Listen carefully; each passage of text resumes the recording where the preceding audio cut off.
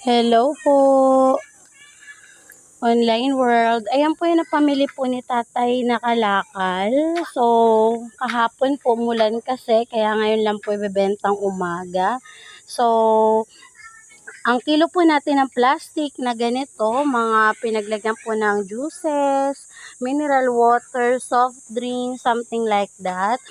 2 pesos per kilo po. Dito po, 2 pesos per kilo din po sa mga galon po ng ketchup, oyster sauce, patis, pati po dito sa storage box. Yung mga nasa loob po ng sako, mga lata po yan, ang kilo po natin 5 pesos per kilo. So baka meron po kayo, bumibili po kami.